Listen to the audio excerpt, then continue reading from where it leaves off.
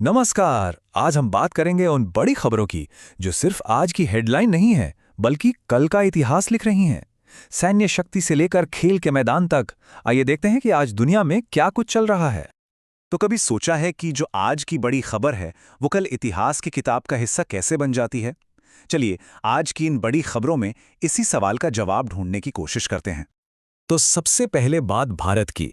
देखिए, global stage पर आज भारत की पहचान सिर्फ उसकी मिलिट्री पावर से नहीं है, बल्कि खेल के मैदान में उसका प्रदर्शन भी उतना ही मायने रखता है।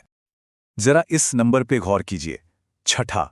जी हाँ, नई ग्लोबल एयर पावर्स रैंकिंग में हमारी भारतीय वायुसेना को यही रैंक मिली है। पर इस रैंकिंग के पीछे की पूरी कहानी क्या है, आइए समझते हैं। अच्छा, इस रैंकिंग को सही से समझने के लिए थोड़ा और डीप में जाना होगा।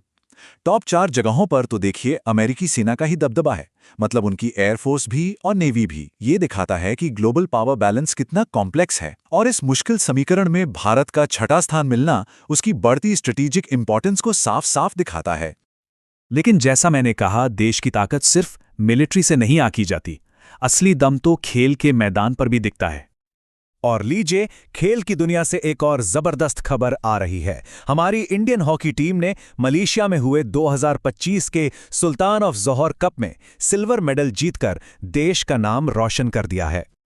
आपको बता दें, ये पुरुषों का एक बहुत ही prestigious under 21 field hockey tournament है और भारत का रिकॉर्ड यहाँ कमाल का रहा है। हम पहले भी 3 बार ये कप जीत चुके हैं। हाँ, इस बार फाइनल में हम ऑस्ट्रेलिया से जरूर हार गए, लेकिन सिल्वर मेडल जीतना भी ये दिखाता है कि इस टूर्नामेंट में भारत लगातार कितना शानदार प्रदर्शन करता आ रहा है।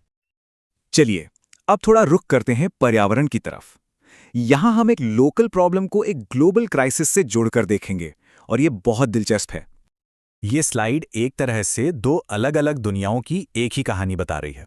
एक तरफ अपने देश में हिमाचल और हरियाणा की मार्कंडा नदी है, जो बेचारी इंडस्ट्रियल पोल्यूशन से दम तोड़ रही है, और दूसरी तरफ हजारों मील दूर प्रशांत महासागर में तुवालू जैसा पूरा का पूरा देश है, जो समुद्र का लेवल बढ़ने की वजह से डूबने की कगार पर है। देखिए, दोनों तस्वीरें अलग हैं, पर लड़ाई एक ही है, पर्यावरण को बचाने की। तो सवाल उठता है कि मार्कंडा नदी के मामले में एक्शन कौन ले रहा है? तो ये है नेशनल ग्रीन ट्रिब्यूनल, यानी एनजीटी। ये भारत में एक स्पेशल कानूनी बॉडी है जिसका काम ही पर्यावरण से जुड़े मामलों को देखना है, और उन्होंने ही अब इस नदी के प्रदूषण पर एक डिटेल्ड रिपोर्ट मंगवाई है। और वहीं दूसरी तरफ ग्लोबल लेवल पर तुवालू ने एक बहुत बड़ा कदम उठाया है। वो अब IUCN यानी international union for conservation of nature का 90वां सदस्य देश बन गया है। सोचिए, एक ऐसा देश जो क्लाइमेट चेंज से सबसे ज्यादा खतरे में है, उसके लिए इस ग्लोबल बॉडी का हिस्सा बनना कितनी बड़ी उम्मीद की बात है।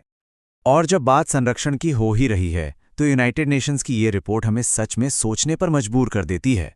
रिपोर्ट कहती है कि दुनिया के जंगलों को बचाने के लिए 2030 तक हर साल $300 अरब से ज्यादा का इन्वेस्टमेंट चाहिए होगा। सवाल बड़ा सीधा है, क्या दुनिया इस चुनौती के लिए तैयार है? चलिए, अब देश के अंदर हो रही कुछ नई पहलों पर नजर डालते हैं जो हमारी प्रोग्रेस और सिक्योरिटी से जुड़ी हैं। अब एक सवाल जो हम सबसे जुड़ा है, इस डिजिटल दुनिया में हमारा आधार कितना सेफ है? ये एक ऐसा सवाल है जिसका जवाब जानना हम सबके लिए बहुत जरूरी हो गया है। तो इसी सवाल का जवाब देने के लिए UIDAI ने एक नई पहल शुरू की है जिसका नाम है सीता।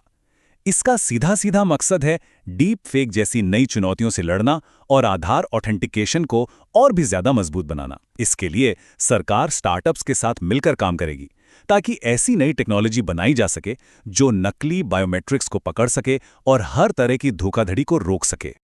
प्रोग्रेस का एक और चेहरा तब सामने आता है जब इंडियन लीडरशिप दुनिया में नई ऊंचाइयों को छूती है, और ये वाकई एक ऐतिहासिक पल है। तरुण गर्ग को हुंडई इंडिया का नया MD और CEO बनाया गया है, और खास बात यह है कि वो इस पद को संभालने वाले पहले भारतीय हैं। ये सिर्फ एक पर्सनल अचीवमेंट नहीं है, बल्कि ये इंडियन कॉर्पोरेट वर्ल्ड में एक बहुत बड़े बदलाव का संकेत भी है। चलिए, अब हम अपने आज के डिस्कशन के आखिरी हिस्से पर आते हैं, जिसमें हम बात करेंगे स्पोर्ट्स, कल्चर और कम्युनिटी की। 22 साल, सोचिए, 22 साल का लंबा इंतजार। मोहन बागान को प्रतिष्ठित IFA शील्ड दोबारा जीतने में इतना ही वक्त लग गया। और ये जीत और भी ज्यादा स्पेशल इसलिए है क्योंकि फाइनल में उन्होंने अपने सबसे बड़े राइवल ईस्ट बंगाल को हराया। ये मोहन बगान का 21वां IFA शील्ड टाइटल है, जो भारत के सबसे पुराने और सबसे प्रतिष्ठित फुटबॉल टूर्नामेंट्स में से एक है। 2003 के बाद, मतलब पूरे 22 साल के इंतजार के बाद ये जीत आई है। कमाल है। और आखिर में एक ऐसी कहानी जो दिल को छू जाती है। ये कहानी है कल्चर और कम्युनिटी को बचाने की। तेलंगाना सरकार ने कोलम जनजाति के लिए एक खास बांस वृक्षारोपण परियोजना शुरू की है।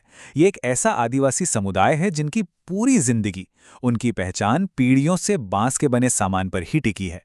तो ये जो पहल है, ये न सिर्फ उनके आर्थिक भविष्य को सुरक्षित करती है, बल्कि उनकी अनमोल सांस्कृतिक विरासत को भी जिंदा रखती है। तो देखा, ग्लोबल रैंकिंग से लेकर छोटे छोटे स्थानीय समुदायों तक हर खबर एक बड़ी कहानी का हिस्सा होती है। तो आज के इन तमाम सुर्खियों को देखने और समझने के बाद एक सवाल मन में आता है कि इनमें से कौन सी कहानी है जो हमारे आने वाले कल पर सबसे गहरा असर डालेगी। इस पर सोचना तो बनता है।